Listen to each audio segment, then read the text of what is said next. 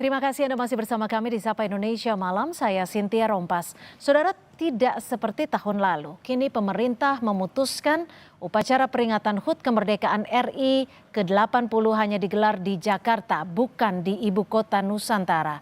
Sementara Partai Nasdem mengusulkan Wakil Presiden Gibran Rakabuming mulai berkantor di IKN agar ada aktivitas di IKN.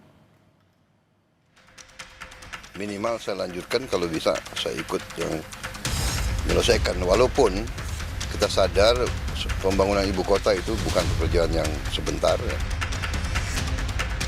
Nasib keberlangsungan ibu kota Nusantara yang merupakan proyek warisan Presiden ke-7 RI Joko Widodo kembali menjadi pertanyaan.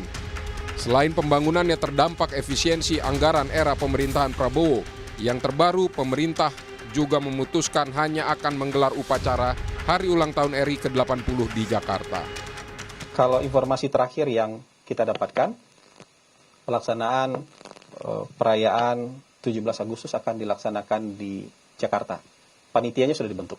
Ya, panitianya sudah dibentuk oleh Menteri Sekretaris Negara, sudah ada, dan PCO juga menjadi bagian dari panitia itu. Padahal tahun lalu selain di Jakarta, upacara negara peringatan HUT RI ke-79 juga digelar di IKN dihadiri Presiden ke-7 Joko Widodo.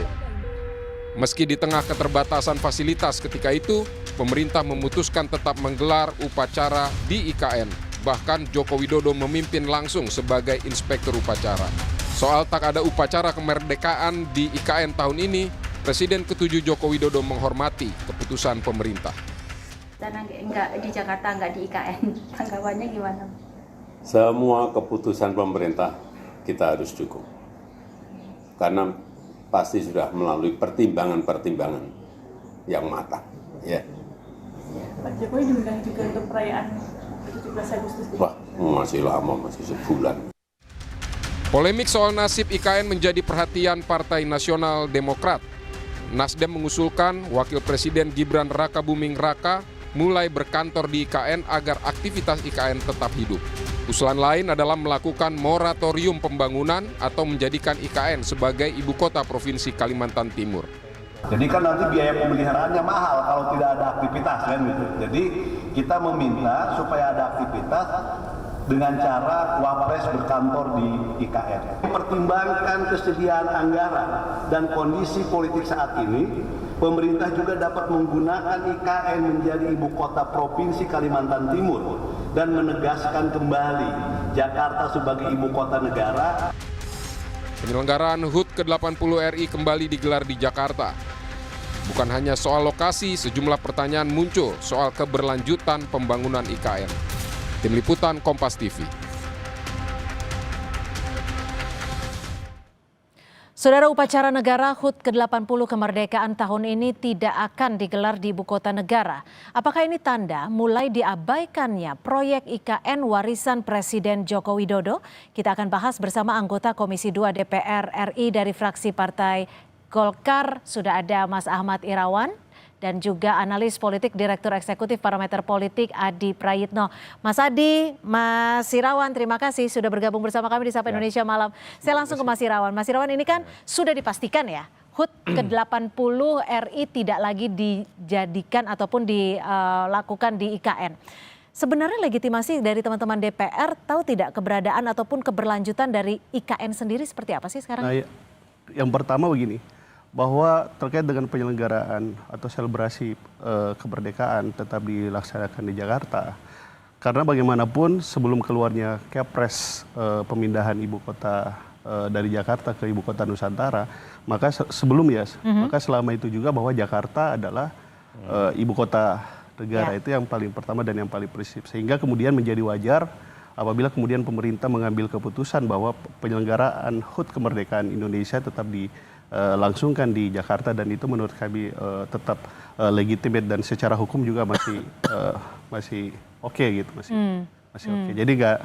Jadi sesuatu yang sebenarnya tidak perlu dipermasalahkan secara hukum gitu. Nah, kaitannya dengan pembangunan ibu kota Nusantara, ya kami sendiri sebenarnya masih masih optimis seperti yang sejak awal Ibu Kota Nusantara ini menjadi satu kebijakan politik negara dan pemerintahan sebelumnya dari Presiden Joko Widodo gitu. Meskipun sebenarnya kami menyadari juga sejak awal dan juga seperti yang disampaikan oleh Pak Prabowo tadi, bahwa sebenarnya pembangunan ibu kota adalah pembangunan yang memerlukan waktu dan Optimisnya tidak mudah. ini pembangunan akan terus dilanjutkan atau optimis ibu kota akan pindah ke sana? Dua-duanya. Dua-duanya optimis? Dua-duanya. Karena kenapa? Karena kita masih terikat satu keputusan politik yang sudah diatur dalam undang-undang, dan itu sebenarnya menjadi konsensus kita dan merupakan hukum bahwa ibu kota Ya, kami tangkap. Nusantara di sana. Ya, Mas Adi, kalau memang momentum hari ulang tahun kemerdekaan adalah momentum yang besar. Kalau tahun lalu kita rayakan bersama-sama di Jakarta dan juga di IKN. Bahkan Pak Jokowi saat itu hadir juga ke IKN. Apakah ini menjadi bukti ketika tahun ini tidak dilaksanakan di sana, artinya IKN diabaikan? Ya, saya kira memang sulit untuk membantah bahwa IKN kali ini bukan sesuatu yang dianggap proyek yang terlampau strategis dan menjadi prioritas. Biasanya kalau sesuatu yang prioritas itu gaspol. Jangankan IKN, Ibu Kota Nusantara yang baru, aspal jalan saja untuk kepentingan upacara tertentu bisa semalam ataupun 2 malam. Itu artinya, sepertinya memang pemerintah hari ini itu sedang melakukan penyesuaian-penyesuaian. Kenapa IKN dianggap tidak terlampau signifikan dan prioritas? Karena pada saat yang bersamaan ada proyek-proyek pemerintah yang dinilai sangat down to earth, menyentuh langsung kebutuhan masyarakat. Karena kita tahu kan, ngurus IKN ini bukan hanya sebatas misalnya dananya sedikit, tapi membutuhkan dana yang sangat luar biasa. Jadi menurut Anda tidak menyentuh masyarakat? Ya kan per langsung? hari ini tidak ada sesuatu yang kelihatan berdampak secara signifikan langsung. Sementara pemerintah hari ini ingin kelihatan bahwa berpihak kepada rakyat, ada sekolah rakyat, makan bergizi gratis, kesehatan gratis, kemudian soal macam-macam. Itu yang jauh lebih dianggap penting ketimbang memprioritaskan IKN. Oleh karena itu saya selalu mengatakan IKN ini per hari ini boleh kita sebut sebagai ya layah mutu, walayah ya ada, tapi terkesan tidak ada. Itu IKN hari ini. Anda berarti mau bilang juga bahwa kalau misalkan pemerintahan saat ini lebih ingin bersentuhan langsung dengan masyarakat, tapi IKN tidak, artinya Pak Prabowo Artinya tidak ingin langsung IKN itu terus jalan, tapi tidak terlampau dianggap prioritas seperti pemerintahan sebelumnya.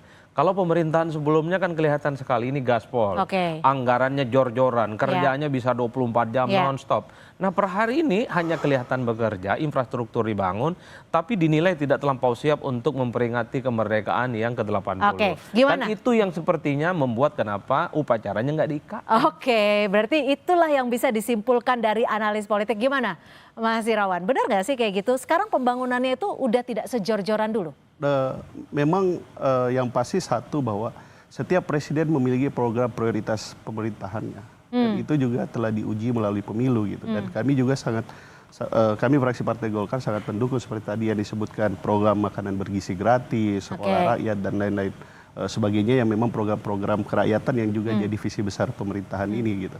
Tetapi kemudian kalau kaitannya dengan komitmen presiden sendiri, itu kalau kami lihat dari sisi politik anggarannya, itu kita tidak perlu meragukan juga karena selama sejak Presiden Prabowo menjabat dan dilantik juga dengan dibentuknya otoritas Ibu Kota Nusantara, Presiden dengan politik anggarannya juga masih tetap mendukung gitu. Berarti dari anggaran tidak ada masalah? Tidak ada masalah. Dari sisi Presiden Prabowo ya? Tidak ada masalah. Kalau usulan soal moratorium gimana teman-teman DPR melihatnya? Saya sambung sedikit, karena memang penganggaran itu kan satu skala prioritas, yang kedua adalah menyesuaikan dengan kemampuan anggaran kita. Nah, kaitannya dengan moratorium ini, saya ingin mengatakan bahwa moratorium tidak pernah diatur dan tidak ada diatur dalam Undang-Undang Ibu Kota Nusantara. Gitu. Nah, kalaupun kemudian kita ingin menyesuaikan dengan kemampuan fiskal kita, maka yang harus kita rubah adalah terkait dengan rencana induk IKN kita yang dimana termasuk Undang-Undang Ibu Kota Nusantara.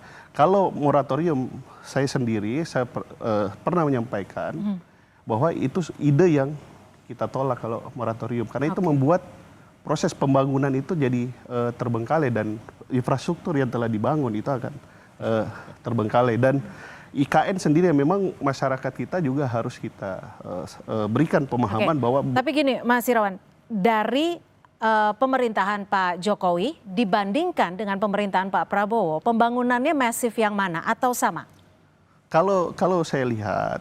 Masif yang mana? Sama atau masifan yang mana? Memang begini, kelihatan pada saat Pak Jokowi itu kelihatan masif karena itu masih dalam tahapan persiapan. Jadi mulai dari proses penyiapan infrastruktur hukumnya, terus tanahnya dan lain-lain sebagainya, sehingga masyarakat attention terhadap itu, melihat itu sebagai sesuatu yang masif gitu. Tapi dari sisi keseimbangan anggaran, terus alokasi dan lain-lain sebagainya, saya kira sama saja. Sama saja. Saya kira sama saja. Dari dukungan APBN loh ya. Dari dukungan dari anggaran, dari pendanaan artinya APBN. Ya. Bukan swastanya. Bukan swasta. Mas Hadi, kenapa kalau swasta berkurang sekarang? Wah, kita nggak tahu, ini kan otorita. Kali aja punya ini bisikan. Mas Hadi, kalau dilihat dari apa yang terjadi saat ini, gestur yang ada tidak sih simbolik yang bisa dibaca oleh Anda terkait dengan keberlangsungan IKN? Tapi usai jeda, tetap bersama kami di Sapa Indonesia Malam.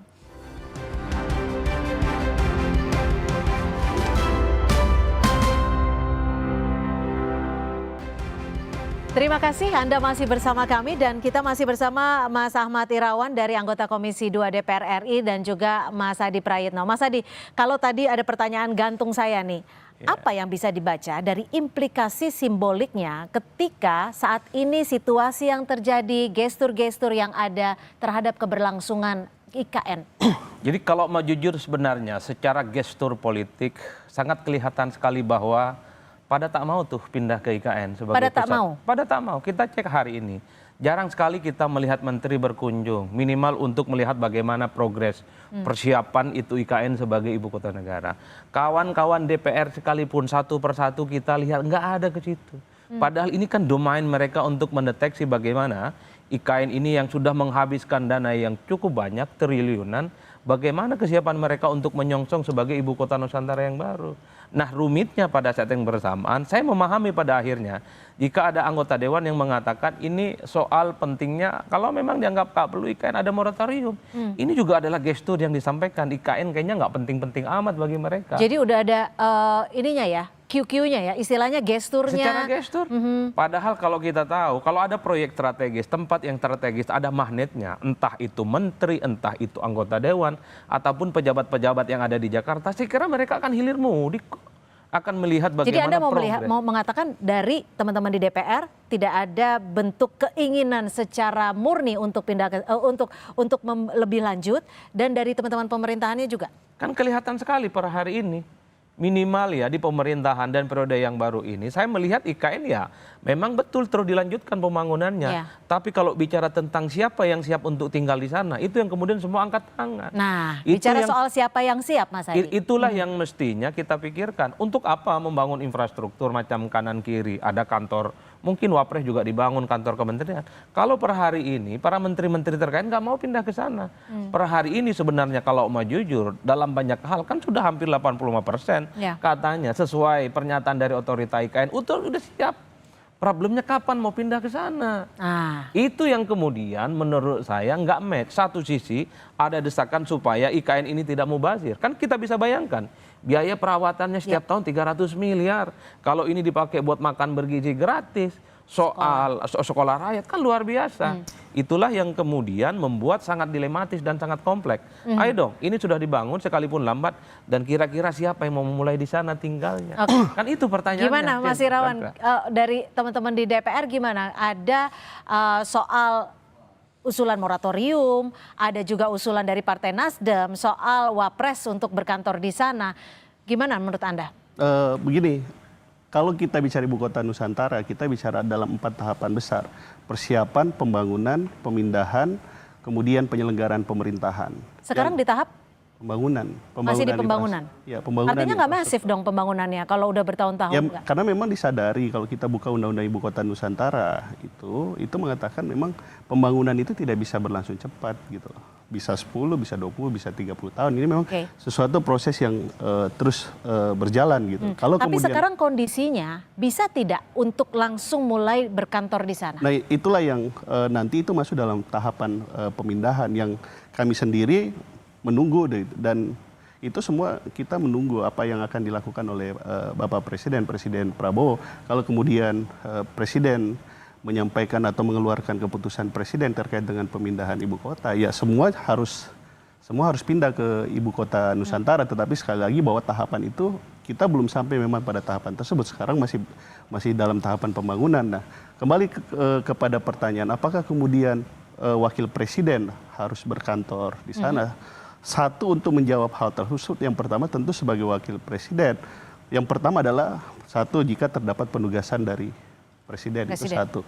Tapi yang kedua, kita harus mengatakan bahwa wakil presiden Gibran Rakabuming itu menyandang yang namanya power reserve, kekuasaan cadangan, di mana dalam dirinya itu melekat bahwa ketika misalnya tadi ditugaskan untuk mewakili presiden dan lain-lain sebagainya, tentu itu dari sisi jarak dengan presiden harus berdekatan, harus berdekatan untuk memudahkan koordinasi dan Jadi tidak mungkin ya usulan Partai Nasdem untuk Gibran pindah ke IKN ya? Ya, moratorium sudah pasti tidak mungkin, kecuali kemudian kita melakukan revisi terhadap Undang-Undang Ibu Kota Sekarang Nusantara. pertanyaan besarnya adalah kepastiannya apakah IKN diabaikan atau tidak?